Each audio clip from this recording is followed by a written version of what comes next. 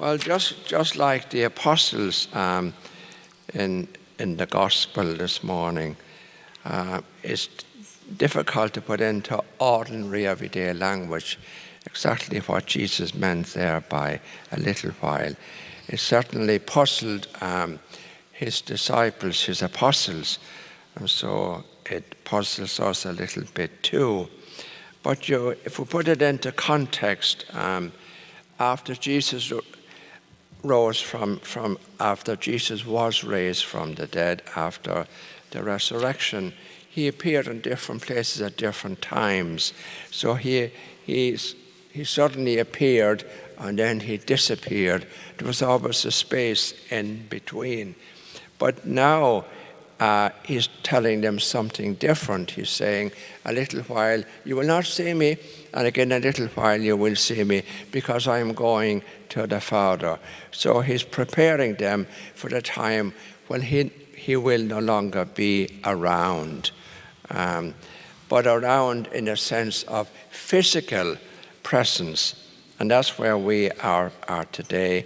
Jesus is around, but not in physical presence. And that's why we refer to our prayer life and our coming to Mass and our relationship with God as part of our spirituality, part of, I suppose, the spirit world. Now, what do we mean by the spirit world?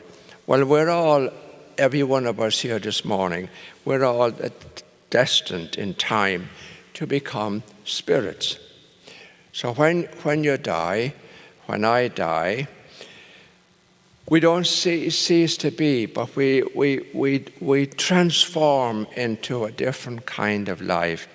In other words, we become totally spiritual, or we become spirits. And so, while we may be present, and we are, and you will be present to those you love, you're no longer visible. So that's about the best meaning we can give to the words in the gospel this morning. He's talking about his physical presence as opposed to his spiritual presence. And that's what we will be talking about more on Sunday when we celebrate the feast of the Ascension. Because strictly speaking, in the old days, today was a holy day of obligation, is the Thursday of the Ascension, but now is transferred to the Sunday.